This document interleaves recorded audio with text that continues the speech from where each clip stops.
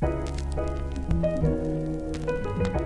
it's working? Okay, there we go. All right. Oh. Yo, welcome to That's Dope, the podcast. We're talking about dope stuff. My name is Godswill. We got Sam, we got Josh, we got the boys back. First thing I want to say, the mission accomplished with the blanket fort. Woo!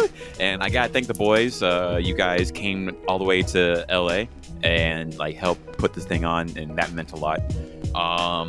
And it worked out. Honestly, we all thought it was gonna fail, and it didn't. So, Not true. Like, I had faith the whole way. Bless, someone needed that. I was freaking out because I hurt my hip that week. That's right. Yeah, and I was like, what am I going to do? That was hilarious, though. You at the party, you couldn't tell you hurt his hip. I felt healed, honestly, by Friday. Or not healed by Friday, but I felt good on Friday. After all the work was done, you finally... I was like, oh, hey, I'm healed. Oh, thank the Lord. It's a miracle. We were laughing about it, but like we get Oh, my God. It does heal on its own time, so it's like, it is what it is. After a phone call with Coincidental, Even. but it's hilarious. Yeah, I mean, after that phone call with Even, I was like, Jesus talked to me, and my hip has been healed. Praise the Lord. It's like in a Snake Eater. You call me. Oh yeah, right. Hey, I like that. What's paramedic, right? Paramedic, yeah. Yeah. On the radio. Yeah, like what happened was Josh pulled up Evan's phone number. He's like, "Hey, what do I do about my hip?" And he was like, put a hot towel on it and then just rest it." And then I felt better the next day. Yeah. So hey. People, okay, so we're getting into that real quick because Even was the guy who, he's like my little brother. He's the one that always helps you with all my fight stuff. And Even is like a wizard when it comes to nutrition and all this other science that we lack. So, body stuff for the most part. But he's always said this thing where it's like icing things is actually like behind the times. Like I've had a lot of coaches tell me to ice them. It's no detriment to them. They don't know any better, right? Like they just think they're doing the right thing. So I guess it is a detriment to them ultimately. I mean, if it's not good, then yeah, it's a detriment, right? Because I didn't know. Like I got told to ice my hip, but because I was lazy, I didn't. So laziness paying off. It worked out. Yeah. What ends up happening is when people ice their stuff, like ice their hip, and I've been told that by tons of people who don't know anything really, or have old information. We'll say that. What ends up happening is you just end up slowing down the healing process because there's less blood there to circulate. You do numb the pain. So if it's just in heavy pain, like we'll say you broke your hand, it's like shattered, and you're just like, oh my God, it hurts. You could definitely ice it, put it in ice water, and you'll not feel it anymore, right? But you are slowing down the healing process. So the better process is to heat it up and move it around some. And when I say move it around, you don't move it around to where you're hurting yourself, but move it around enough to where you're getting circulation through it. It's still active. And by doing that, you're circulating in new blood, good blood, and you're just going to keep moving it around, and you'll be back to normal, which God's ended up doing with the heated cloth. Funny enough, when I fucked my hand up during the fight camp, my thumb was the first thing to heal because I kept playing video games. So I was like, it hurts a little bit. And I was like trying to move it aroround a little bit. You gotta still do it. The games must happen. Yeah, it must go on. I was like, if I'm gonna be stuck at home, I'm not gonna do nothing. Like, I gotta play games at least. Yeah, I mean that would suck, honestly. And that was the most old school thing ever. You pulled out your phone, just called Even on speaker. Like I was like, I missed whenever this was normal. I was surprised. Like, damn, that's the move. Only real friends you can do that with. Yeah. Oh, okay, yeah. And like that reminds me of like we were talking about like with like some like minicon and such, right? Like how they say it's easier just to call. And I still just don't call people. I'm just like, I gotta talk to you. I like calling, bro. Yeah, me too. That's my preferred. Like when I was calling, like even for the little time I was calling like Sandra, or I was calling whoever. It was just like I would be driving somewhere and I'm driving and I'm just like, let me call a friend and make this drive a little bit more worth it. 'Cause it's a sunny day. I feel good. The day's open. Call someone up. Maybe we end up doing something. I don't know. Maybe we don't. But, just see like, hey, how are you doing? And we talk about some fun shit. Hey. But I've noticed that when I do call, some people are hella hesitant at first. Like, they're nervous. What's the emergency? Like, like what's on fire? That's me. Like, where I'm like, I gotta be like, okay, everything good? You're like, is there a reason you're calling me? And like unless like we're like tight, like if we're like homies. But then even then, if someone calls me, I'm like, what's the emergency? Is everything okay? Do you need someone to talk to? Is someone dying? And then it's like, okay, never mind. We're okay. Yeah, no, it's just like, hey, I'm driving from here to here. You want to fill in some time with me? And, that's it. Like, this is my way of, like, catching up a little bit. Because, I need to get to that level. Like, I feel like I'm still, like, anxious when someone calls me. Like, I warm up to it, and I'm like, okay, cool, we're having a cool conversation. But I don't really like it when someone calls me. I'm always, like, on edge somehow. Yeah. Just pretend you're in Discord and you're on comms. I don't talk to people on comms. So I think that's the issue. Yeah. That's how you ease into it. You just start talking in Overwatch. That's why Overwatch is not the game for me to start talking to me though. What I say is I go in savant mode. Like even when I'm sober, it's just I need to focus on this game because it's just so much stuff happening all at once. Yeah, we know. We were there. Yeah, we saw it under your under your eyes there when you zoom in. I just can't. Like, I love it. Honestly, like even I think last I hear night. them. I'm sorry. I think they're coming in. Hey, party time. Do you want to try to record later on? Maybe like tomorrow. Would that work for you? Let's do it. Let's run it. Okay, cool. Let's keep on going until we gotta go. And Josh has a party at his house pretty soon. So yeah. You gotta get rid of Josh party, I guess, right? like he's finally out. We got that party tonight too with Pime and them. Oh, but I guess I wish I was there. No, yeah, you're in Cali, but you're partying with Kane. Yeah, absolutely. Yeah, this is the weekend of party, and then I'm actually hoping to put this episode today. So we'll see how it goes. Oh, dude, you're getting quick. I'm trying. Yeah, Gazzo's getting this together. Like it must be like point and click at this point. Like it's sorta, or no, actually not really. It's just sort of like more like. I guess like after 88 episodes, it's like I sort of got to flow with it, right? Right. Yeah. Right. Although I want to get better with it. There's actually quite a few things that like I had been wanting to ask you guys, like what you thought would be better.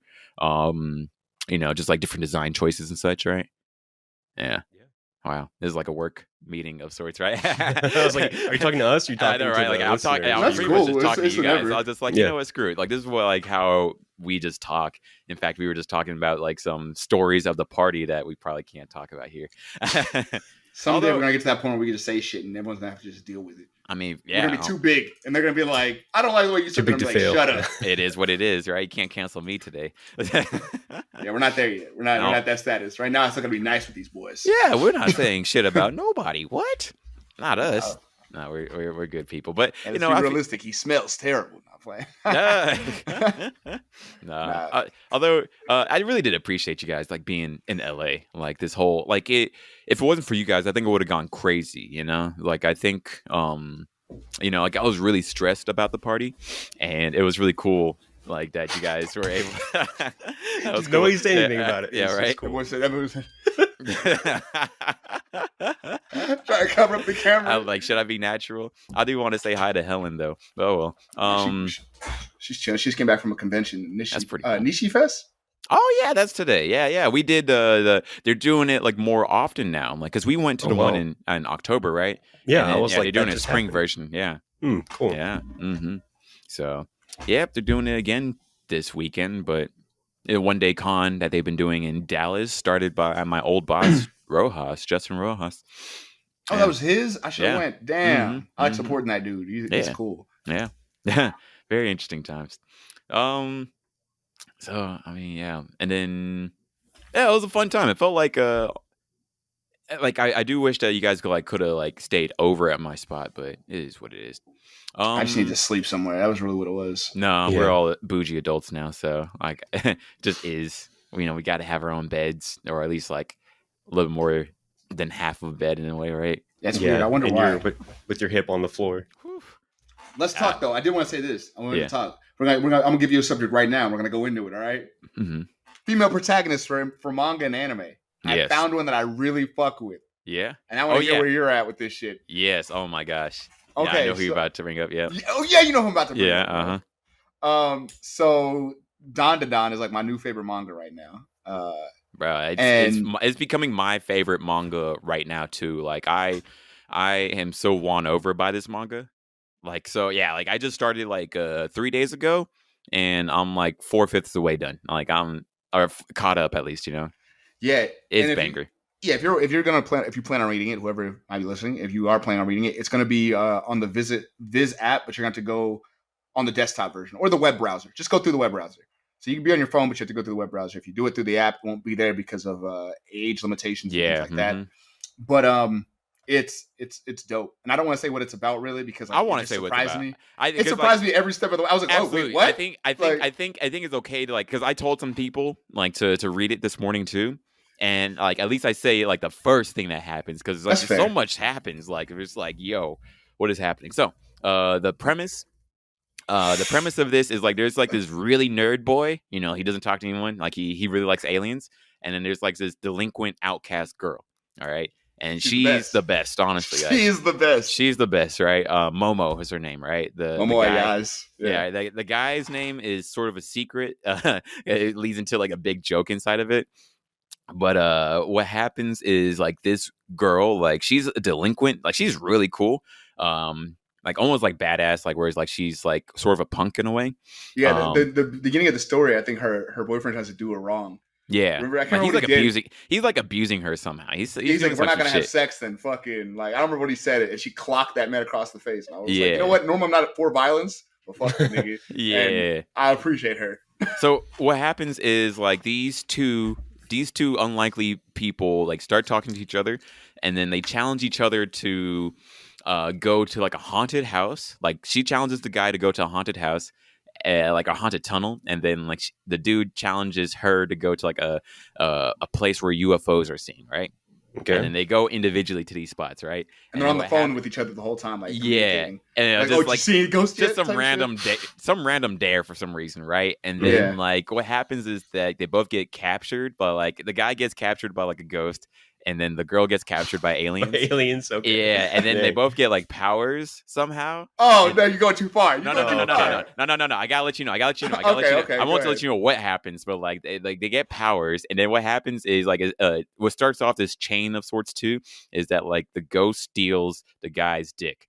Like just like your dick is like I got your nose type of thing. Yeah, very much that, right? He needs it. There's a master plan behind it. He needs it. Yeah, so and that starts off like a whole thing. So, and then somehow a romance starts with these two, and it's beautiful. But like these two, like they start growing with each other in like a really cool way, and it's hilarious. Great action, looks amazing. I like if this became a show, it would be like probably like one of the best shows for sure. Like it just has like the action, bro. The way it looks on paper, I can only imagine it like looking so godly like in animation. And I'm gonna be real. I'm gonna be honest. I don't have any female characters figurines ever. I've never owned them.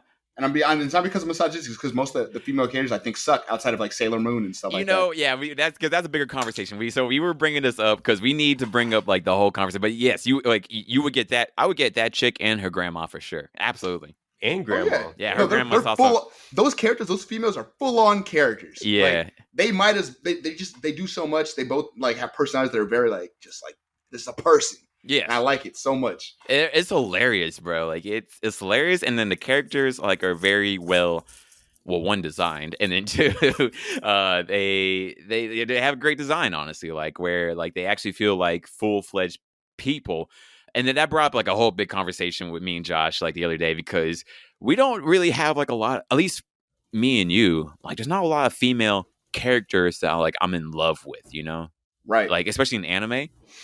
Like a lot of I'm like, oh man, like I love like for example, like I think like in the even like media, like there's a few. Like I remember like Daenerys was one for a while. Mm-hmm. You know, from Game of Thrones. Yeah, and then that kind of turned a little bit. Like I mean, I've never understood the waifu thing ever. Like I've never felt the need. I get it now. There we go. She's cold, bro. She's honestly, cold. Yeah, that's a good point. Honestly, like it's like some of them were like pushing it. Like I'm like, yeah, she's hot. So do you know like the waifu type of deal, Sam? Yeah, okay, I'm familiar with. There you go. Cool. I was like, how removed are you from? I'm pretty removed, honestly, right. But I know that. All right, there we go. So for the uninitiated who might be listening, waifus, who's your favorite female character that you would honestly want to wife up, right? If possible, right? And yeah, most times I'm like, she's sort of she's hot, but or like they're just not like very, they're just such side characters, or there's something wrong that you can't say that she's your waifu, you know? Good example, and sadly, like I'll use High School of the Dead, right? Like, a bunch of attractive women in that show, but the issue ends up being it's like they're all very one-dimensional, like toned characters. It's like that's a sword girl who's kind of serious. Of course, the samurai's extra serious, right? Yeah. And then you got I think there's his initial girlfriend who might be she's a little bit more than the other girls, but most of the girls are like, that's the nurse with the big boobs. You know what I mean? It's a bunch of the same. Yeah, they're tropes, right? They're tropes. They're absolutely tropes. And then with this show, or this manga right now, I'm reading it, and Akarun, who's the name of the guy or the nickname of the character, Yeah. Main guy, and then Ayase, who is the main girl. Ayase, I'm sorry. Ayase, that's cool. Main female protagonist. Both of them, they don't fit tropes, and neither do the new characters that pop up. Yeah, they're not just tropes. Like, you can't be like, oh, she's just here to foil that character. Mm-hmm. Like, it's like these characters are just characters. They actually feel like full-fledged characters for sure, and it's hilarious like how like they all interact. Like they always do something that's like very unexpected, and then also like something like paranormal, like really cool paranormal will happen too. Like, where it's just sort of like forget. You're like, wait, oh yeah, aliens, bro. Yeah. Oh yeah, aliens. Ghosts and aliens are both real here. Yeah, and like it's so hilarious, like how they deal with like these things, like, but also like these things are like very terrifying at the same time too. Yeah, right. They're the type of shit, Sam. It's the type of shit where like when you were a kid, the type of shit you'd be scared of in the dark is what these characters are drawn like. Like it's almost as if he memorized what those look like, or he drew them as a kid and he drew them as an adult and was like, yeah. Because like some of these characters, I'm like, oh fuck, I'll be reading in the dark and like, yo, hold up. Yeah. Oh yeah. There's quite a few times where I'm like, yo, okay, I'm freaked out right now. Yeah. I'll call Goswell in the middle of the night and be like, hey man, what you doing? You all right? Yeah. Just give me a call. Okay? Oh my gosh. I feel like with drawings, it's easier to fill in the gaps with your own like imagination. So it's almost scarier than like a movie. Huh. Because like, especially if you're reading a book and it's describing some monster, like it's in your head. Wow. More than it's like, that's a good point. Yeah, I think that's. I never thought, because like I guess I never, at least for me, I stay away from horror personally. Yeah, but same. Yeah, okay, cool. You too, Josh, right? Or do you go for it? I got into it. Christine got me into it. One of our friends. She got me into horror, and now I'm kind of like, yeah, I'm okay. I don't like gore. Yeah, but I'm cool with being scared of shit like that. Horror gore, but not like gore, like an action thing, right? Yeah, no. Yeah, no. Yeah. Like, I want to be like, I loved It. It is one of my favorite movies as far as horror. Like the first one. No. Clown thing. I don't like clowns, man. No, it's a good. The first one's good, bro. I'm telling you, it's just suspenseful. You're like always nervous. You're like, oh my god, but it's like a good movie. Like I enjoyed it. I'd love to watch that with y'all. Like it's like an hour and a half or an hour 45 or something. It's a short movie. Yeah, I didn't watch it. Yeah, I stayed away from it.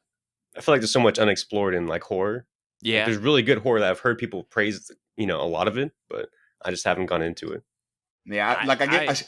I would only go into horror if someone was like, you got to go to is with me. I'm not doing it by myself. Somebody holds your hand through it. Yeah, I don't look that shit. I would appreciate that. Like otherwise, like I'm not just watching horror, just be like, oh boy, I love getting scared. Just alone, guess, right? like in your room. Yeah. No. It's like like I don't know. I'm not. For me, like I don't know, like horror. Like I don't really get like the appeal personally of like wanting to be afraid. You know what I mean? Mm-hmm. For me, like when I'm afraid, I want to do something about it. Like where I'm like, okay, I gotta start working out, or I gotta make sure I don't follow cars too closely, or something. Like it's gonna change Resident the way Evil I act. Think about that movie Get Out. That technically does that count as horror or is that suspense? I thought it's like a little bit of both. I guess. Yeah, sort of like like it's like a thriller and it's sort of horror, like where. But it's not gory. You see what I'm saying? So I enjoyed it. I'm like, oh, there's a story here. Yeah. There's a twist. It's kind of like you're slightly disturbed in your head. You're like, oh no, that's terrible. But I enjoy it. I gotta say though, if it ended like the bad way, I was ready to riot. I was ready to start doing a race war against white people at that point. Like I was ready, and then I was like, okay, I'm not angry like that now. Like, yeah. Like I remember like watching out like with Ka, like when it came out, the weekend it came out. And I remember this white couple like right in front of us, and like they were like just like, oh god. And I was like, you guys saw it, Get Out, right? Yeah, I saw it. I saw both those movies. He had two. You read that? You hadn't seen? Yes. Oh man, dude, that movie is great. Like us, like I'm really excited for Nope. Like it's supposed to come out in July. That's the other Nope? Jordan. It's the new Jordan Peele movie. Because he did Candyman too, right? Did he do that? I think he produced that. Let me check. Yeah, there we go. We got. That's not his actual baby movie, but that's like a movie he worked on. Because he did Get Out. He did Us. I saw both of those. Yeah, and now this new one's called Nope. I'm about Nope. I'll go watch it. Just because Jordan Peele. He's been doing good shit. Yeah, also he's working with Koreans on this apparently.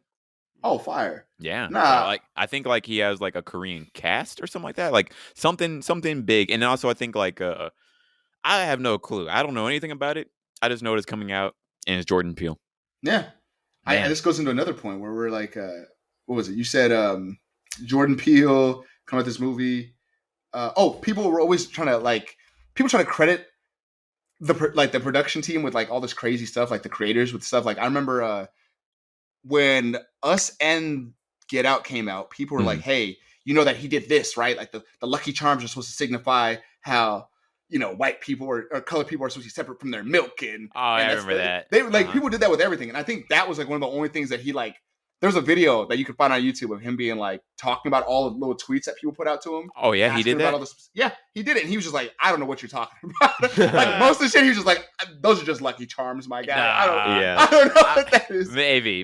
No, there was a lot of Lucky symbolism. Charms thing. Okay, the Lucky Charms thing I believe was real. Okay, but a lot of it was just like, he was like, really? what? Because like I would believe, actually, I watched quite a few of those videos. Like the symbolism, especially like in Us. I didn't get Us as much. Us is confusing. Even now, I can't explain that movie very well. Yeah, like I like the.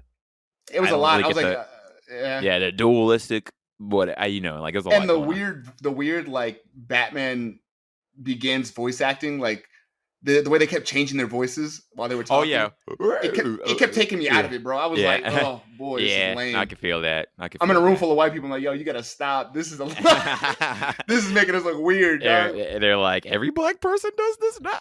Not even. It's just like it just feels strange as a black person watching someone act like that. You're like, bro, this is terrible. I know what you mean though. It was a very interesting movie for sure. It made me think of Sorry to Bother You. Sorry to Bother You? What is that? Yeah, that one was Lakeith Stanfield, right? Yeah. Yeah, he did another movie like where like he was, the first part is like him like having to put on a white voice like when he's in a call center so he can like try to sell people stuff. And then when he talks in a black voice, people ignore him. He has this perfect white voice and he's able to like win, and then he starts getting promoted. And then it gets like into like a whole big old thing, and it has the most bizarre ending of all time, I think. Sam, read that one. Okay, yeah. I already Googled it. There you go. Yeah, sorry to bother you. To read has the wiki. A very bizarre ending. Like it's.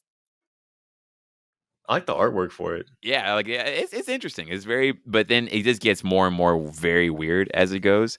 Well, I get it. It's like sorry to bother you whenever you're getting a call. Yes, it's like, sorry to bother you. All right. Yeah. Have you? Yeah. It just it gets way weird though. Like I'm wondering if I want to say it. Like it would be like a big spoiler. No, I mean, it's like just leave it. Yeah, there you go. I was about to say it's like 3 years ago, but yeah, exactly. Like it came out, but yeah, not too many people saw it. It's like more of an art movie of sorts. Symbolism's cool though. Like I love it. Like I like seeing that type of stuff and trying to figure it out. Like he did say, I remember the taking the cotton out of the chair. Oh yeah. Waking him up. Like that was an actual thing he did. Yeah. Yeah. I felt like like the deer. You remember the deer crashing into their car, right? Yeah. Yeah. I don't remember the symbolism behind that. I think it was supposed to be like freedom being hit or being stopped in a way. Something like I that forget. Seems like a stretch, but maybe yes, that one might be a stretch. There was. I don't remember. I got to watch the movie again. It's been a minute, but I did. But I mean, my thing is like I see that with so many things, like the game theory videos. Mm-hmm. Like some of them are actually like hella interesting. Like I like watching some of them. I think most of them are very interesting. Yeah, I enjoy them. But like then I'll be like, I'll talk to friends and they'll be dying by these things that are just theories. Like remember when Attack on Titan was coming out and they were like, he's propagating nationalism through his anime, and there was like a whole theory video, and then people kept linking me the video, and I was telling them it probably wasn't that. Yeah, I was like, your art doesn't have to represent how you feel about things, right? Like it doesn't have to be a 1-to-1. Like, like you are a Nazi because you drew Nazis in this title, right? I'm like, guys, you know how ridiculous? Like, who made this? And it was like a guy who put like a 30-minute video together. Like, look, he did this. They do have backgrounds. Like, I'm like, bro, this is ridiculous. Like, this is like the video source is another video that sources that video, and it's like, okay. I remember actually watched a video recently about Pokemon, and it was Pokemon talking about all the things that we thought were true that aren't, and the whole Mew and Ditto thing, the one that we've all heard since we were kids, like Dittos are just bad Mewtwo like it was Mew who's supposed to be turned into Mewtwo, and all the bad experimentations turned into Ditto or whatever. Interesting. I'm sure you've heard that.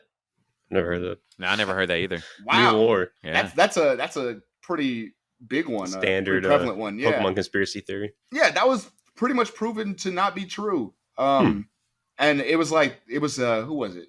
It was the Did You Know Gaming people that went back like all the way back in time. They went through every person who ever said it, like any big source that said it, and asked them where they got the information from. And they would reference somebody else.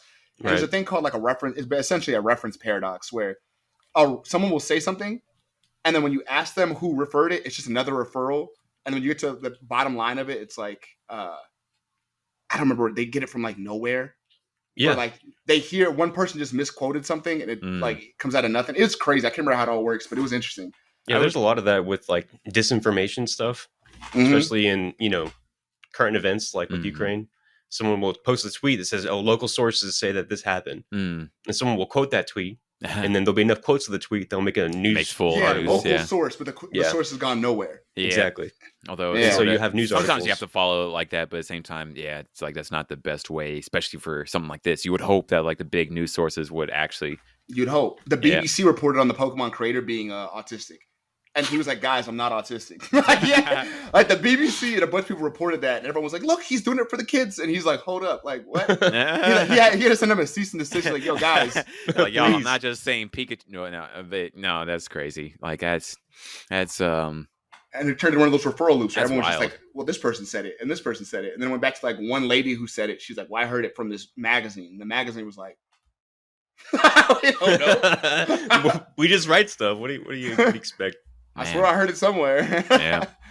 It just sort of makes me think, I guess, humans as a whole, in a way, like our methods, right? Like they still have like a lot of refining to do. Like we're not yet to that, like that enlightened way all the way. Like, you just have to remember like, oh yeah, like this stuff is really new, like just like even this mainstream news stuff and journalism, right? Was that like a thing like really like that, like 100 years ago of sorts? 100 years ago, yeah. But maybe 200 like years. really few sources. Yeah, I feel like it was a lot less fact checking. Yeah, 200 years ago, like was it even like really newspapers like that? No, I mean, they had the printing press. Like when was that? Like printing press was like 1700s. Yeah, now we gotta look this up. Like for me, I have to constantly remind myself, is like, wait, we're in a pretty new stage of like humanity in a way, right? You know what I mean? Right. Like whereas like we still are inventing a lot of things. Like I was just thinking about like cars, right? Like people are like, we can't move without gasoline. But I'm like, wait a second, how long have we had gasoline for like this? Like gasoline powered cars. Yeah. About 100 years now. Yeah. And it's just more, sort of like about 100. Yeah, I'd say a little more. Wow. So it's just sort of like it's sort of like we're like in such a weird, interesting new phase of like creation of sorts. Yeah, and I think resources are a common topic nowadays, especially with the everything going on. How fast we burn through them? I feel like people forget that. But I mean, they are limited. It's like scarce. But I think what is unlimited is our ability to make stuff up and like invent stuff. Yeah, I think we need to get back to. Sorry, go ahead. I heard one example of like this filament used in a cathode ray tube. Like it was to make red, and there's like a super limited amount of it on Earth. And so they made all these TVs, and they're like, we're not going to be able to see red on TVs, in the near future, in the next 5 years. And then we invented another way to have a TV. Wow. Yeah. So that problem went away. Like the scarcity was overcome by this new information. Ingenuity of sorts. I was like, thinking, that's crazy. I'm sorry. This is like slightly deviant from what we're talking about. But it's just like, when it comes to like how much we're impacting the world, it always throws me off because I'm always wondering, specifically with animals, like certain animals, they're not extinct because we keep them alive.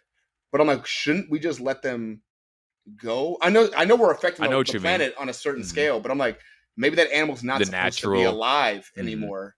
Right. Shouldn't it like take the form? Shouldn't it learn to adapt? And the ones in the wild are adapting to new things, and we have some of them just in zoos. We're like, no, we're keeping it here so it could, whatever. I think it's not adapting. Argument is the speed that it would have to adapt that's what to I make was up for the speed of human change of the environment. Yeah, adaptation. Right. Yeah. But it's always weird. I'm like, shouldn't we just let it go? I think there's an argument for that. There's I thought about that. Especially if you're talking about stuff in the wild. Yeah. If you have like a certain area where you're keeping, a national park where there's really rare animals, that's dope. I think that's a good I think so too. thing to have. But if you're talking about, we want every single dodo bird to be dominant in the region that it was started in. Like you can't do that. Yeah. We don't have resources. Yeah, changing up the dynamics would be bad for sure. Didn't the English kill the dodo birds when they came over? I mean, I think they're all dead. What they did not kill in a way, right? I remember they were just really easy birds to kill. Like they were like when it was either I remember where it was something like they settled somewhere and there was a bunch of dodo birds on the shore and they just killed them because the birds could barely fly and they were big as fuck. It's like I don't think that like humans are like being natural, It's like humans aren't causing natural changes of order. There is all this is unnatural. You know, the fact of like what we put into the environment. You know, the soil, the air. Unnatural? I think so. Look, like we're putting. Isn't it like I see what you're saying? Nature. Don't get me wrong. Well, here's the thing, right? But like Earth. we condense it, change up the properties, put it into places where it can't be stored, right? Put like, for example, trash, right? Mm-hmm. We're putting trash like into oceans, right, and just changing up the contents. You got to think what would happen to all the rat species that depend on our trash to live. They've adapted to our nature that we created. Wouldn't they still be like with us, just not as proliferate as they are now? Like, I mean, there's different species that would just die because they depend. Rats are hella thriving. Because I'm thinking about that. Like, there's a lot of stuff that you don't think really that depends on humanity. They have adapted to humans really easily. But we are a huge mark on the planet, though. Like Gaza was saying, I get that. Because we are changing, and going back to what Sam said, we are changing things so rapidly. Mm-hmm. Because, we are, like, we were just in tribes, and we still had natural predators and shit like that. I'd be like, okay, what happens. But that's not the situation. We've literally built it to where we're smart enough to where we've built societies where we don't have any natural predators anymore. Not really. Yeah. And we can stay alive forever. So we out-multiply almost everything. Hopefully. Outside the things that have, like, we just keep growing. And we keep making our footprint on the planet larger, and we're kind of pushing things out.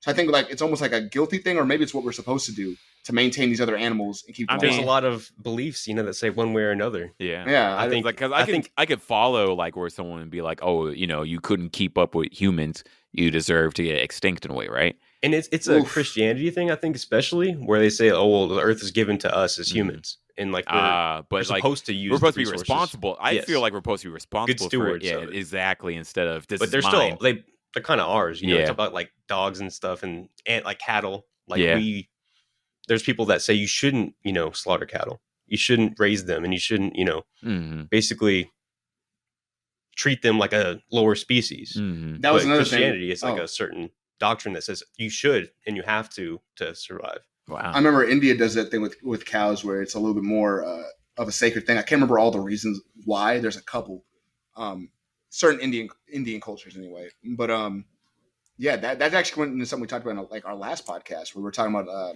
sentience and how that is like a marker for what we value as people. I don't know. Maybe it was at work. Me and Gods were talking about it. Maybe it wasn't the podcast. But like we value things depending on how intelligent they are.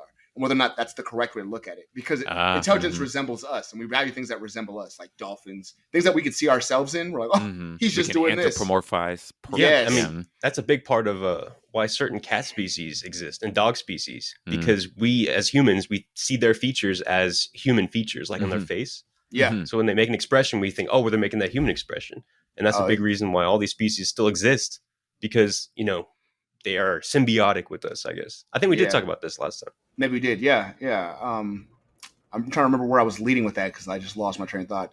Talking about sentience and intelligence. Like why we prefer these ones away, right? Yeah, I was thinking about this on my own for a little bit, but I was just like, is that why? Okay, so we already discussed that, sentience, all that stuff, whether or not it's an important trait to covet, essentially. And I'm like thinking to myself, like, okay, what about when it comes to people, is that why we keep IQ tests away from each other? Like, is that why we don't bring that up, and that's such a touchy subject, because we don't want people to start classifying themselves as like, well, you're less important because you're less intelligent than I am. I mean, I feel like that would be I don't where think that's why falls, we don't do that. Like that's a good question. Why we don't do that? I mean, it's good we don't, but at the same time, imagine society where everyone's IQ test is like very just like apparent. It's like on your Tinder profile. Yeah, like, yo, this dude got a 110. What a fucking idiot. All right. You're like, hella average, Jonathan. Get out of here. I'm glad we don't like do that, because I mean I could absolutely see it like, oh, you are a better person because you have a higher IQ type, that sort of correlation, right? Mm-hmm. But why does society do that? Is it like you're more human if you understand more, or if you know more? You think the knowledge has some kind of? If you think about like someone who is considered to be like, if you here's the thing, if it's one thing to know you're smarter, but when you know who's dumber, I feel like that's a problem. Yeah, because I feel like as people, what we'll do is, we'll start classifying ourselves like, well, I'm gonna hang out with the other smart people, the 130, the 140s, and then I'm gonna leave these people over here. I mean, we just kind of know that anything she says, like, listen, she's a 99. All right, you know what I mean? There's like a version of that happening with as far as like mating patterns in the world, it's like already soft doing eugenics, where like the smart people will marry smart people. That actually is absolutely a thing. Yeah, I learned that a while back in sociology. Like it's good that we don't like do this like as like society, like whereas like you have to like like we put your IQ scores or SAT score or whatever like on your like ID card in a way or something like that. Right, like a tattoo. Yeah, exactly. 92. Because we're still in the situations where we're still debating whether or not IQ is even a thing, and then like you have people be like, well, there's lots of different types of IQ. Like you could be good at this. I'm like, that's just like specialization. You know what I mean? Like that's just that's not like IQ. Like that, like you being good at something that you've worked really hard on doesn't mean you have a high IQ. It means that you just specialize in something. Like you figured it out. But you could even say like the learning speed isn't really IQ either, because you can specialize in learning things fast. Yes, you can. And there's like the best measure we have now is some kind of standardized test. And I have a lot of experience taking and teaching standardized tests, and they're the best measure, but they're still really flawed. Mm-hmm. You can game the system. Mm-hmm. So it's like, I mean, I've taught a lot of people that just can naturally pick things up, but there's like a lower ceiling or there's a higher ceiling. Like the floor and ceiling varies a lot with a lot of people. And I think whenever you measure it, you're just picking like one little spot. It's like the way I looked at it is I always looked at it as like a computer, right? There's a lot of different types of components. And I always used to say it like because like clearly I have ADD. I went on 3 different topics in this last like 10 minutes. But it's like for me, I've always looked at like my storage or my ROM. It's kind of meh, right? Like you might lose a little information there. I can't remember dates for shit. But when it comes to just like working memory, like like consistently working on something that's in front of me, it's fine. Works just completely fine. Like my RAM is completely fine. Right. But if we're judging things by like which computer is the best, it's very difficult because we all have different components. And some people's brains do just work better. Just like some people's bodies do better shit than other people's bodies. Like it's just, we can't lie about that. And I've heard that argument too many times. Like, well, we're all the same. No, we're not. I like the analogy of bodies a lot. Oh, go ahead. I think it's great. If you think about like someone that's specialized for swimming, like Michael Phelps, like there's that person, but brain-wise, where they're specialized for one thing and they're the best in the world at it. Right. And there's generalists that have like a body type that works with everything. But his kids will also I want to say something too also like where I guess like because I appreciate that like humans like are able to do multiple different things, right? And I think we have to work together to do these disparate things together well, you know what I mean?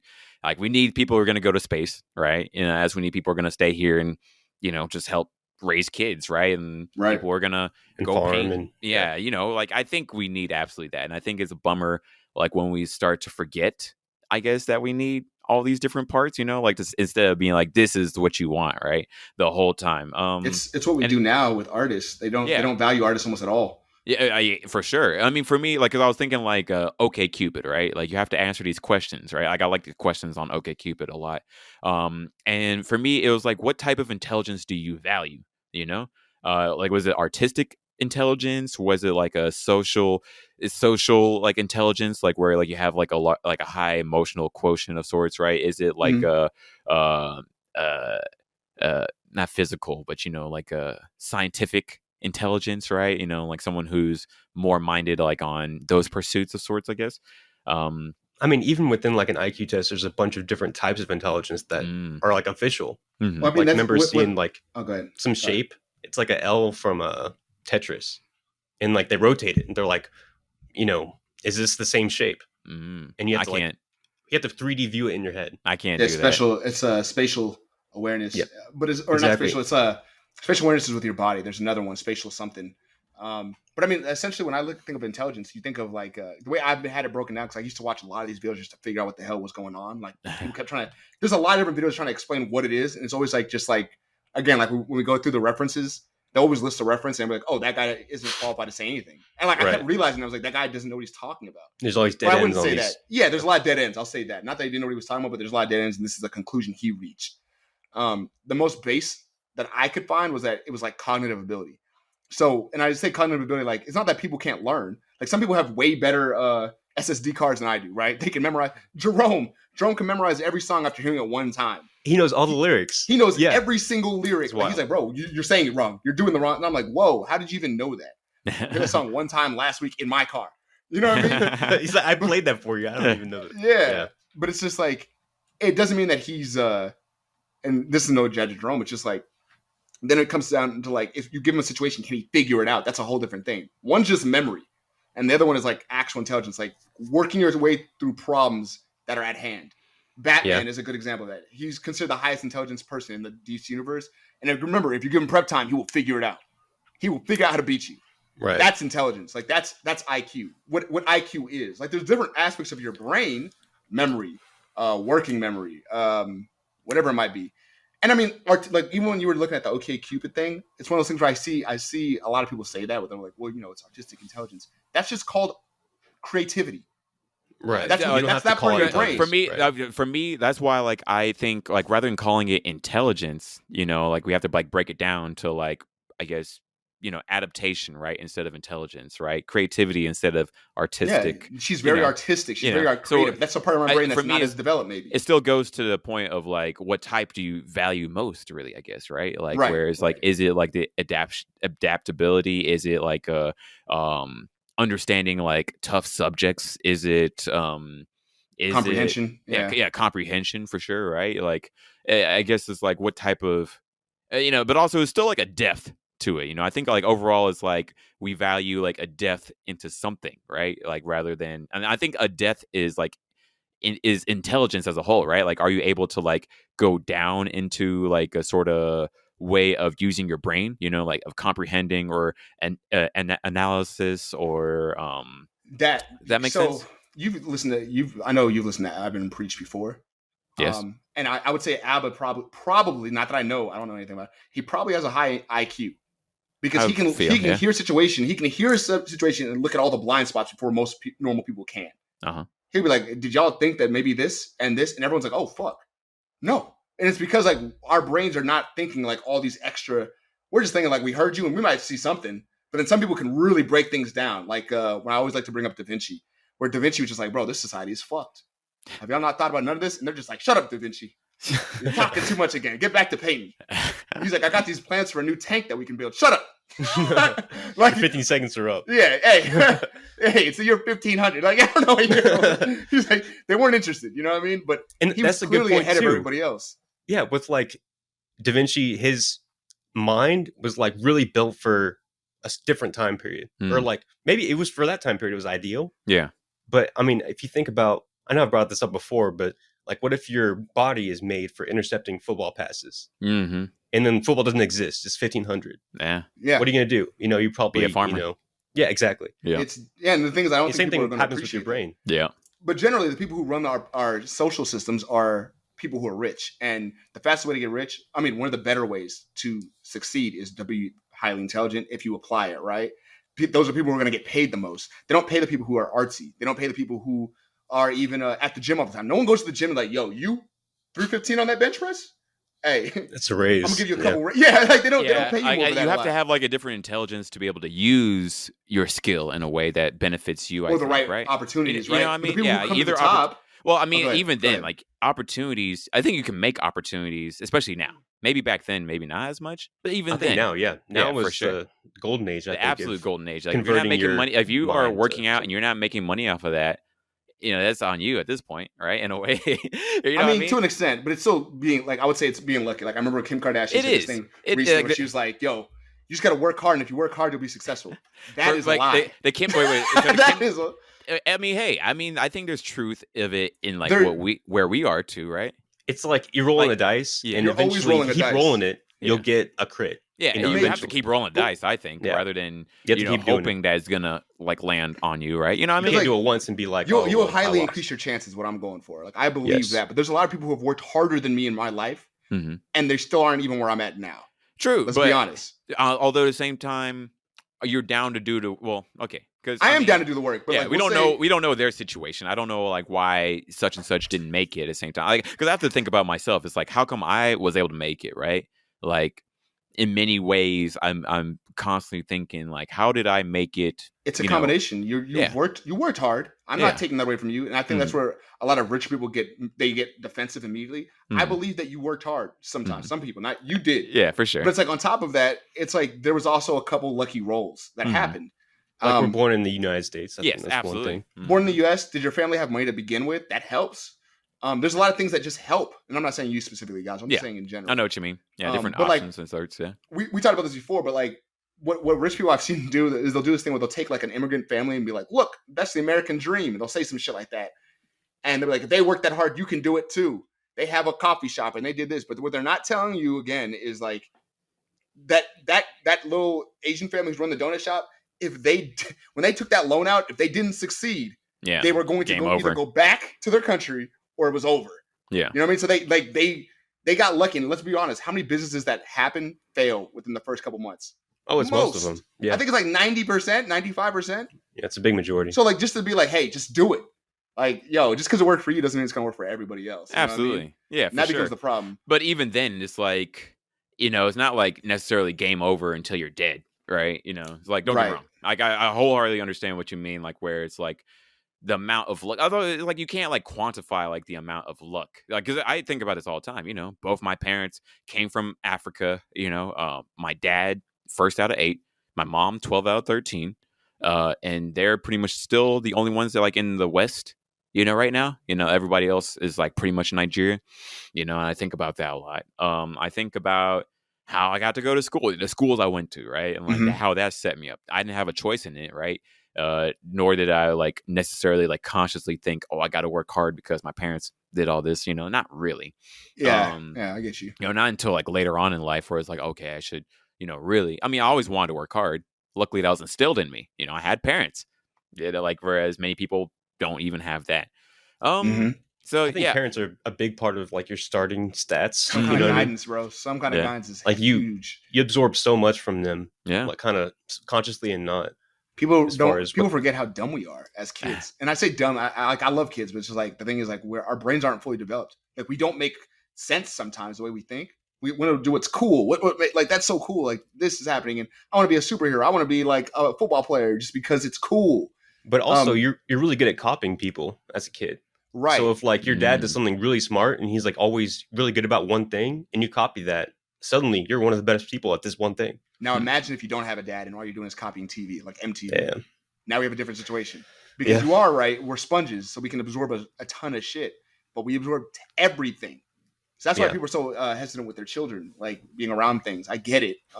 But it's also one of those things where it's like, yo, having your parents is important. That way you can have someone who's cooler that you think is cool as fuck. Because remember when we were younger, I don't know about you guys, but I thought my dad was like, could beat up everybody. Me too, yeah. I was like, my dad beat up your dad 100% easy. Yeah, bro. Like my dad is the coolest. And I was just like, when he would say things to me, like I still remember some of the stuff to this day. I'm like, oh yeah, I remember when he told me that. And I had to deal with that.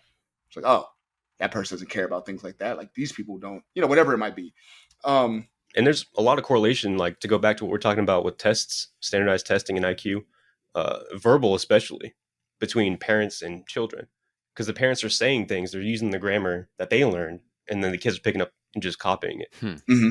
So I think a lot of that is like learned, like nurture type stuff. It's not just your hardware, your CPU and your SSD and your graphics card. Because I think about it also like with just the differences of like siblings. For sure, that's a good way to do it. My brother and my sister are very different individuals too. I mean, of course, I guess grew up differently. Although me and my brother 1 year apart and very different, sort of. Yeah, it's funny to me. The amount of nature and nurture. Like I'm always trying to at least even see in my own life. Coming like we said this with Michael Phelps. Like what ends up happening is like we are genetically just like copies of our parents, right? To an extent, like if he has these things about him, then I'll have these things. My dad used to box for Cuba, right?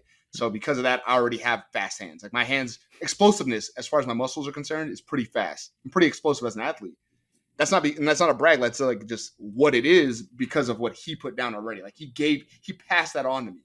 Like I'm basically just a copy of his muscles on a new generation. It's like with stuff from my mom too, of course. And there's a lot of stuff that skips a generation too, where maybe your grandpa was. Exactly. So it's just one of those things where it's just like, like I didn't get good calves. My brother's calves though, crazy. See, my dad did pass some things on that he skipped everybody else with. But anyway, we're gonna go beyond that. But that's what I'm just saying. Like it happens the same thing with your mind. Like if you're a really intelligent person, I would believe, or you have very good hardware, we'll just say that, whether it's creativity or whatever, there's a good chance that your kids will probably have a lot of that too. Just because it's a replication. I'm hoping so. It's not like some genetic, like I'm talking like I want to get rid of people. I'm just saying this is what it probably is. Like, this is just natural. And I don't know. It's just, I was always thinking about that. I'm like, if we left people to their own devices and we're just like, hey, we're going by IQ now, like we're going to really talk about these things so we can get people in specific jobs or whatever. If that became public to people's knowledge, I feel like it'd be problematic because people would absolutely start valuing each other based on who is the smartest. And like Sam said earlier, right now we do that already because that's how we get in relationships generally. You get in relationships with people who are similar in intelligence to you. Well, I mean, you can even do the same thing for like, we're talking about, this analogy between body and mind. You can say people with similar body types tend to go for each other. And I mean, I don't know about that one. I don't know about that that's something that's obvious though. You can see someone and then, you have all the information. Women get to kind of choose who they're with, bro. Let's be real here. But women, I mean, if women will be like, yo, that guy, he got that dad bod, but he's got paid and he's got money. Like there's other things that come into hand. If you're looking at these married couples, generally, they tend to resemble each other as far as like, amount of health. That's after marriage though, because then they're eating the same foods. Yeah. But when they get together initially, I don't see there's a comparison there. I'm just saying we still sort ourselves out a little bit towards that. Put it like, I mean, if you go to Walmart in LA, I mean, all these couples tend to resemble each other. I don't know. I see it like that's after they're together. That's what I'm saying. Like I think the point where that happens is after they start eating the same food for dinner together. Like, oh, we got Hot Pockets again. Oh, we're doing this again. But initially, when they first meet each other, like I don't see a lot of girls and guys where I'm like, they're both hard bodies. And you could see the same thing makes sense for like intelligence too. Maybe people been around each other for long enough they kind of absorb each other's way of speaking, way of thinking. They absorb information. I know that it gets imprinted between you and the people you're around, right? Yeah, naturally. And it's like even like just being able to freely think about certain things. If you're around someone that is always just wild, just totally out of the blue, then you're going to pick up a little bit of that, and you can kind of tone it down if you want. But I think there's a little bit of osmosis that happens between people, intelligence-wise. I would say this with intelligence, and God's making all the faces like he's like, like he's doing very, very. You can see everything. My thing is like when it comes to intelligence, I don't believe. I'm sorry, guys. This man's still making faces. Oh, anyway. When it comes to intelligence, I feel like it's definitely one of those things that can be changed. And I feel like just like muscles, like we'll say I had larger delts than Sam. It doesn't mean that Sam can't get stronger than me in his delts. Like it doesn't mean that it's impossible. Like he can definitely work, but he'll probably start from a lower position possibly. And I think that with intelligence, there's the same thing where you can teach people to think more critically. You can do that. It's not now. Again, some people will say a guy who's got an 86, like he is not remedial, but he's slow.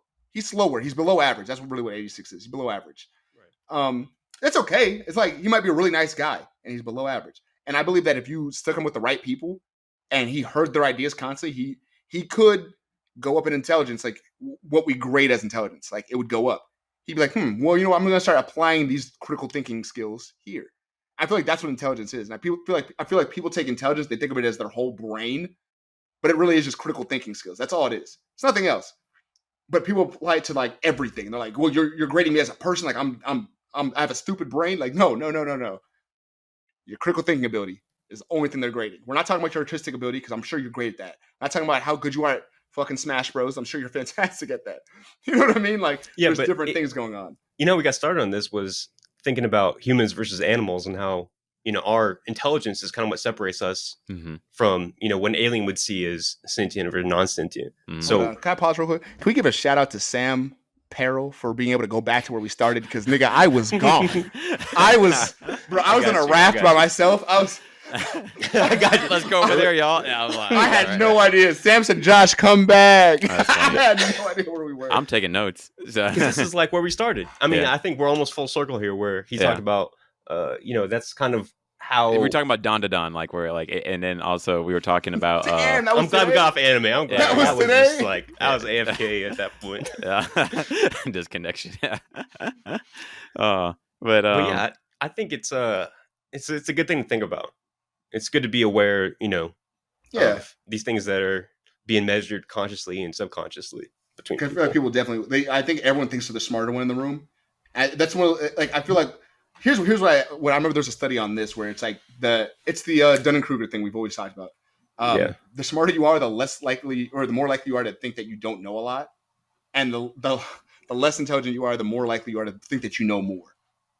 And it was a funny thing. It's interesting because like people who don't know what they're talking about will constantly overstep themselves and be like, well, like this is an absolute fact.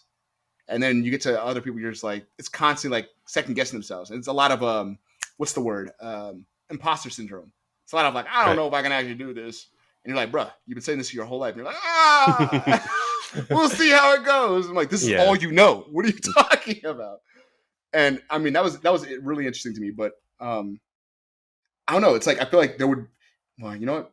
Because of that, no, I'm not gonna say it. I was like, maybe just put people in their places. Maybe this is a good thing. Like maybe we should shut up. You're dumb. But I mean, you can measure certain things. Like you can measure the amount of gray matter and stuff like that. And I think we've talked about this before on the podcast, where the people with the biggest gray matter were like taxi drivers because they'd memorized their routes, and that was like increasing the amount that they had to store in their gray matter was bigger. So I think that's like the GPU part of your brain, which Godswill refuses to work on. I don't know why. Dude, but I mean, this is something that I really specialized in, especially in school, where like being able to visualize something like if you have an engine, you have to take it apart. It's way easier if you can simulate that in your head, the first step or two. I wish I remembered. There's a friend of mine who does this where she could like look at things spatially and she can like she can be like, that doesn't fit there. That won't be able to fit there. Or I mean, I do that. I can't. I'm not that great at that because I was like, I want to hear because it'll look cool. And she's like, it's gonna be too small. And I was like, what are you talking about? And I put it there and I was like, I literally put it, I set it all up the way I wanted to. Like, it was like my monitors and everything. And I was like, you're right. That looks hella dumb. And she was like, it's like, try this. Can you imagine an elephant in your head in 3D and now spin it? Does it work? Can you see the back of the elephant? Can you turn back to the front? Can you see under the elephant? But there's like spots, right? Godswill? Right. There's spots because what we're doing is we're taking pictures of an elephant and we're spinning it like this, but we're not able to just like.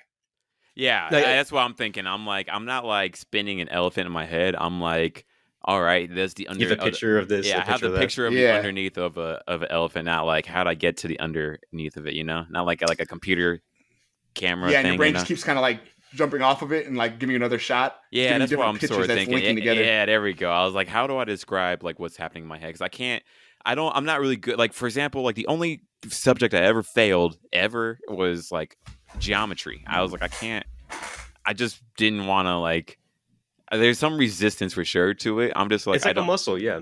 I don't know why. I'm just like, I don't so want if you think, I mean, we were all in your apartment last week. So if you think what you see whenever you walk down the stairs and then you go out the door and everything, can you visualize that like somewhat accurately? I guess so. Yeah. I think that's essentially what, we're all talking about, spatial memory and 3D like visualization. So your GPU is not off. Yeah, it's not off. I don't know. Although at the same time, I couldn't. It might not be as advanced as where Sam's is at. Like that's all it is, because you might work on it more often. For me, but you have it. Although at the same time, I'm like, cool. I'm glad there's people who specialize in that. I'm like, I'll let the specialized people do this. Yeah. Like, if I need to do this, hopefully technology will still be on.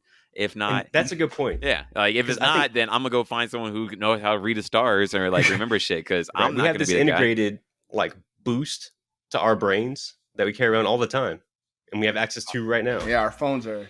Yeah, this is like this is basically a smaller computer on top of our computer that just helps us do everything. Yeah, I mean, if everything like falls off, like for me, I'm like, I'm gonna get specialists. Like for example, I'm gonna talk about anime here. One Piece, all right? It's like, no, yes, you're like, oh, yes, talk about anime here.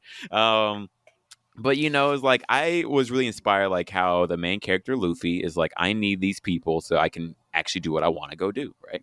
Like I need someone who's gonna a navigator. I need a doctor. I need a cook. I need all these things. I can't do these things, but I can do. I like that. What I can do really well. I'm gonna focus on that, right? And I think I'm now at the point where I'm like, hope to God that like I have the technology and GPS all my life, where I don't have to remember the shit, but. There might come a day where, I might need to do this. And hopefully I have a specialist. If not, I'll have to figure out like how to, like, I'll like, for example, like with, where I park, right? Like the way I figured that out is I take a picture. I'm like, where I saw that. I like that a lot. Yeah. I'm like, where am I? I'm not going to remember this. Like, I'm going to be so focused on like what I'm doing. I think like, the reason I came to go park in this complicated place, right? Amusement park or movies or whatever, right? Complicated spot. I'm here to go watch that movie or to go talk to these people. What I can do, what I came to do, right? I went to the Jujutsu Kaisen premiere, right? And Mhm. I'm like, my job is to go meet these people. I just ran, pretty much. So I just took a picture where I am, so I don't have to remember. I can just like take, or I can hopefully remember like big landmarks. But otherwise, I'm like, I just gotta go, and then hopefully I'll figure it out. Yeah, Which makes sense. Versus like having a spatial awareness of like, all right, I take a right and I take a left and all that. I can't do that, and that's fine with me, I guess. But you have other things you have worked on. Like I know for a fact your like plasticity in your brain has like you've definitely been working on it because you're learning a new language. Yeah, which is all about like expanding and like I don't think I'm dumb at all. I'm just like this is like Right. my weakness of sorts, right? Like yeah, like I don't draw. I can dance, but I don't draw, and like I'm okay with not drawing at all. Honestly, and I can appreciate art. Yeah, I'm sure you've met people who dance who can only do choreography, and you met people who can freestyle. yeah, That'd be absolutely. creativity. So Yeah, now, exactly. Both are like choreography dope. would be choreography. If I could do choreography, that'd be more about like me being able to control my body, which is a whole different thing. Like it's a part of your brain and too. For me, also is like that's remembering the order of it. Like I'm like, okay, what do you do here? You do 1 and 2, and I'm like, I don't really like even like when I did choreography back in high school and college, I really struggled with it because I'm like, what do I do next? And for me, it was just like, I remember the feeling of like you like when this part in the song goes this, then you're supposed to go do this, I guess, right? Right. Yeah, but exactly. I wouldn't say it was good choreography because I'm like just remembering like emotions and not really doing the steps, I guess, like as fine tuned as they need to be, It was That's cool. a good point right there. Remembering emotions. Yeah, I think those are like the strongest ties to our memory, especially with like music and food and all that. It's like super strong anchor points. Mm-hmm. It's like, oh yeah, I remember how I felt in LA at that one time. That's what it is. And that's that's. I think also that's why like I take so many pictures because I know I'm gonna forget all this stuff, And right. But you remember the feeling. Exactly. It's like, oh, I can remember like what was happening here, and I remember the emotion like when it happened.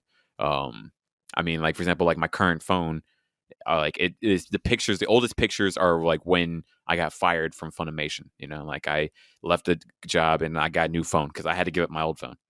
Yeah, so like, but I remember the emotions like as I look through these pictures, and I'm glad I forced myself to take these pictures even during like a tough time of sorts, right? Yeah, so memory, weird parts. At least for me, I appreciate that everyone's different and has their specialties, and I'm gonna work on what I can work on. For me, directions and all that, I'm just like, it is what it is. Like, I didn't mean to call you out that hard. It's okay. No. I didn't didn't feel like meanly called at. Like, but I was like. Yeah, honestly, like it's the truth. Like I appreciate this sort of deficiency in a way. It just sort of reminds me of like how human I am and like how much I need other people to like help me with whatever. For example, I don't eat spicy food, right? I wish I could. Nigerians eat spicy food, but it hurts, so I don't do it. It's funny. Like I wish we all thought about that a lot more often. And you do a good job of that because like I know people do this. Like people will find whatever they can to someone's detriment, and then they will focus on that and be like, that's why I can't hang out with that person because they are whatever. And the things that are very easily seen that intelligence isn't one of the things that you can easily spot all the time, but one of the things you can spot is social awareness, like charisma, things like that. Like some people are a little off, right? And not everyone's autistic. Like some people are, but some people are just a little off. Like they just like maybe they were homeschooled and they just didn't get a lot of interaction when they were younger with other kids, so they missed out on a big aspect of their life, or high school even. So they have to learn all that shit while they're 21. How to interact. It's a lot to learn. Yeah, it's a lot of data you're taking in. And then people be like, yo, we can't hang out with her. She's weird. I was like, what does that mean? Like you just, but that's essentially what they're doing. They're doing the same thing I'm thinking would happen with intelligence, but they're doing it with social awareness. Yeah, that's like, a good point. That person, I noticed there's something lower than me. We can't fuck with them, and you move along. And I'm like, that person seems like a nice person. Like if you know what I mean? Of programming a computer to like interact in a social situation, there's no way. There'll always be that weird, category because you need to take in so much and like process it instantly. Like you read someone's face, there's so much data that you're like pulling in and you're digesting and then react to it. So I think, if you don't learn that as a kid, it's really tough because it's a complex thing. You really have to, do a lot in your head. So you can pick up things around you. I've noticed that a lot of people, I have a lot of friends, especially I have friends that are all over the spectrum as far as introvert to extrovert, but I have a lot of friends currently who are introverted as hell. And it's weird because we'll read situations completely different. And I'm not that I'm right, because I could absolutely be wrong in these situations, but I'm also like, I remember there's a situation where we were walking around at a con, and some of my friends were just like, it was like me and 3 of my friends, and they're all very introverted. Like, they hang out with each other for the most part, and that's about it. And they're all in like a little solid relationships. It was cool. We're just walking back to the hotel room, and this old guy he bumps into one of our friends, and he was like, and they were like, "Oh, sorry, man, whatever." And the guy was just like, he didn't know what to say. Like, he turned around, but he looked like he was half smiling. He was just like, he's like an older guy, like hella old, like probably like 70. He's just like, what do you say? He's like, watch out before something. But it was like a hella corny thing to say. Yeah, like one of those old peopleisms. Yeah, it was one of those old things. And he's just kind of like, and he like turned back around like real slowly and walked away. It was like this feeble old man. And they were like, that was rude. And I was like, what? I was like, I think he was joking. They're like, nah, I'm pretty sure he's being serious. And I was like, why would that old man be trying to pick a fight with 3 niggas who are like 6 and above, 6 foot and above? Like, what are you talking about? Like, was it a guy who said that was rude? I think it was the dude first, and then the girls like backed him up. And I was just like, I don't know, this is weird. And here's the thing, I'm not saying that like, all I'm going to say is that I am more extroverted than them. So I'm in more social situations than they are on a consistent basis, especially with my job. So it's like, it's one of those things where I was just like, really? I don't know. And I find it hard to believe them. But at the same time, one of them was homeschooled, actually. Yeah. So yeah, one of them. But I'm just like, that guy didn't hear seem like their perspective on like why they would think it's rude. But that's absolutely fair. Yeah. If you think about like the kids that are coming out of the pandemic with all these years of working from or going to school from home. Yeah, I'm worried. And then they have masks on when they're at school. Yeah. So they're missing out on all this data that they should be taking in and learning from, and they're not getting it. So I think we're going to have more homeschool types coming out of this, but it's a challenge. And it's like, I don't think it's introvert versus extrovert more than it's, you process the information differently. I was using the extrovert versus introvert. I was using that as an example to say that you've had more social interactions. I was trying to make a correlation to that. Not that it would actually make you one or the other. Like if you're an extrovert who's homeschooled, you're still not going to have a lot of, you know what I mean? You're just going to be like miserable most of the time, but you're not going to have a lot of social interaction. And real life is different than online. I'm sure we've all met people who online, they seem like they're like, this guy's charismatic. And then you meet that man in person, you're like, yo, this man can barely get a couple words out before he stutters. Because he's terrified or he's anxious or whatever it might be.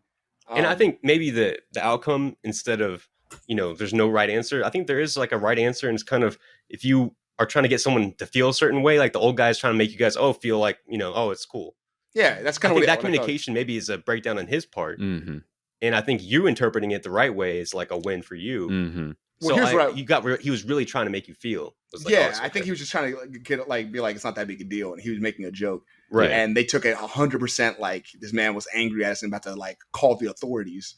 I think that's a measurable like mistake in interpreting his feedback. Yeah. No, I did learn this. I remember one of the biggest charisma mistakes that people have, just like random videos and stuff. Remember one of the biggest charisma mistakes I was learning was like interpreting things negatively. People who do that generally don't get looked at. Like, it's not a great thing to be doing. It's something that you should be working on yourself. Like when something happens, here's 2 things will happen. When something happens, if you can try to like start looking at the world from a more glass half full perspective, looking from a lighter perspective, you'll probably be happier for one, because now you're seeing more happy stimulus. Yeah. You know what I mean? And in turn, people will like you more because you're doing that. You're not letting things bother you. Compared to the person who we've all met, everybody on this podcast has met a person who, whenever you say something, they take it in the worst way every single time. Yeah. And you're like, bro, you are so difficult to get along with. I can't be around this person. Yeah, it's draining, honestly. It is, because then you have to correct yourself and backtrack. Like, well, that's not what I was saying. That was clearly a joke. I was saying, you know what I mean? Like, yeah. So it's like one of those things where it's like, I feel like you should work on that aspect, and maybe we would all just be like, we could have all just taken it as a joke and we're like, hi, and laughed it off and be like, hey, have a good one, man. And like, it would have been that'd been the end of the conversation, and whether or not he was serious or not, it would have still been the end of the conversation. Right. Now we're happier. Yeah. And he's probably happier about us because he's like, oh, they're not that bad. If he was angry. Or we could all just get mad and like snarl and snare at this man and be like, man, fuck that old man. Right. You know what I mean? Like, you know what I mean? Like, I think that's the way to do it, because I mean, just as you said, like what's the worst thing about taking it in a good light, right? Nothing. You treat them nicer. Whereas, and like, you're happy. The best thing about taking it negatively is worse than the worst thing about being nice, right? Yeah, there's two positives to taking it positively, and there's only negatives about taking it negatively. Now you're angry, and you probably responded in an angry way, made him angry. So like now both of you are never gonna get along. Compared to just being like, you know what, I'm pretty sure he was joking, and then we just keep hanging out, and then you start liking him. Yeah. You know what I mean? There's a certain merit to being able to put yourself in someone else's shoes. Mm-hmm. It's kind of like the elephant rotation, where you're like, what would this person, they're walking and you're like looking through their eyes, and then they bump into them and they say something. I feel like you can kind of simulate what it's like to be someone to a certain extent. Like, imagine if you're going in for an interview and you put yourself in the interviewer's shoes, and you're like, okay, what would I ask? What are they looking for? Prospective student. I like that is ideal to me, honestly. That's the social awareness, I think, like, is so much more important, and that's interesting that you put in that sort of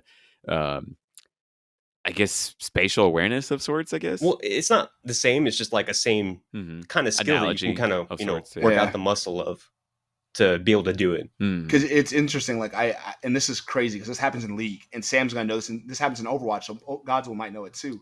Happens more in League and Dota too. But it's like when people can't see you over a screen, they always assume you're like them, and they don't know they're doing this. But that way, whenever they're doing, like, here's what happens when they're doing bad.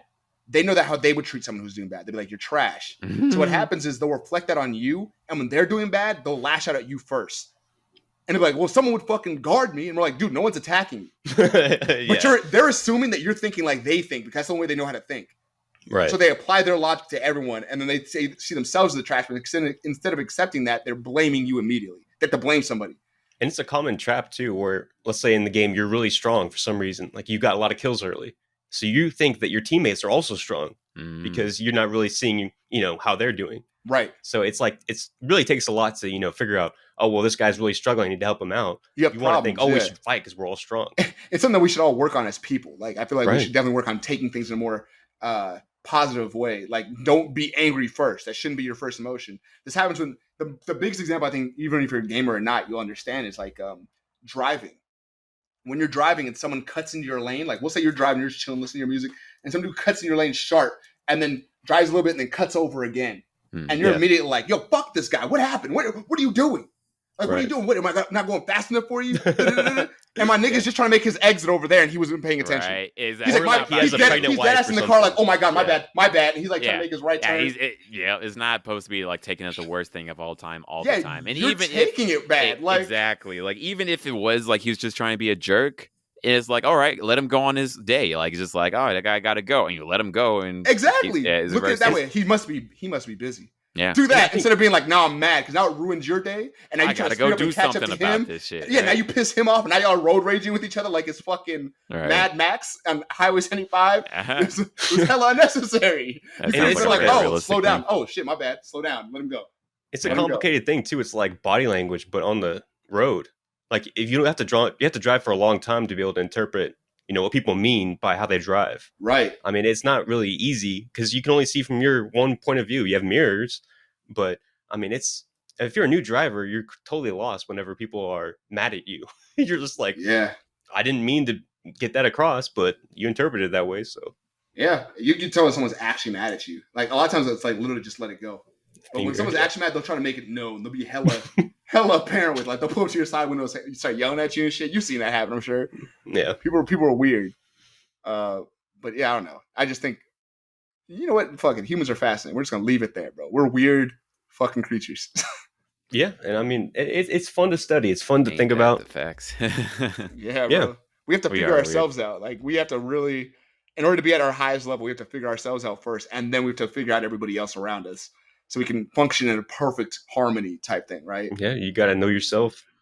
And I mean, to be honest, it's like, I don't believe in like moralistic goods or bads. I feel like everything's just like for its reason. But it's like, it's funny because like we have to be like, you first master yourself, right? Which everyone's always said, master yourself first. And that takes years. Like 30 ain't shit. Like it takes years to figure yourself out. And some people don't even want to do that. But we'll forget those people. We'll say that you've been working on yourself constantly. People give you feedback and like, okay, I'm going to fix that. I do get angry really quick. I do forget people's birthday. I do seem a little inconsiderate, whatever it is. Fix it. You just kind of fix it. Whatever your reasons are, you try to fix it. And then you have to find people who are willing to accept you regardless and then work on it with them. So then they understand what's going on. And now y'all are both on the same page and you're both on people who are working on themselves. And when you have two people who are working on themselves, it's very hard to be angry. because it's just like the nigga didn't mean it. You know what I mean? Like you're just like fuck, like whatever. But it's just like this hard game we're playing, and people really get offended by little things that I feel like can all be bypassed if you were just like interpreting it in a nicer way, like especially with people you don't know, especially through text. Yeah, if you're reading someone's most tweet. of our language is visual. I know people don't want to believe that. They're like, I said sorry, but you said sorry like an asshole, nigga. Like we all know what you did. Like you know what I mean? Like there's a like a lot of our shit isn't just like what you say. With our language, it's a lot of there is tone to our language. There's facial expressions to our language. There's a lot of things you could do. I mean, I've dealt with this professionally too, where you get an email and they're like, oh, we can't change the contract through email. So you call them and you're like, per our last email. Exactly. So you call them up and you're like, we need to change the contract. They're like, I'm sorry, we have rules, we can't do that. And then you call them into your office and then you talk face to face. It's like, we need to talk about this contract. And then suddenly, yeah, we can maybe work on something. You know, I think just seeing someone face to face. Yeah. Did you give him that Arthur hand? The Arthur. He said, "Hey, can you come to my office? We need to work on this fucking contract." But it does make a big difference if you can see someone face to face. I mean, even Zoom has its limits. You know, the video has its limits. I think we're missing a dimension. Like you don't feel the words that people are saying.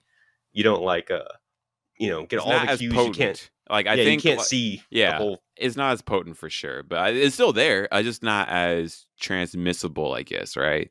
Yeah, we try to act happy through emails. What we do is we try to add exclamation points, whatever the end of whatever we say, to make it seem like we're happy. Like that's the only way we can do it. Otherwise, it looks like we're like, hey man, you want to get this paperwork to us? We're trying to be with like a period. Yeah, a period. Get the paperwork to us. All right. It was nice working with you. Period. You gotta do the exclamation point. Like nice working with you, bro. It was fantastic.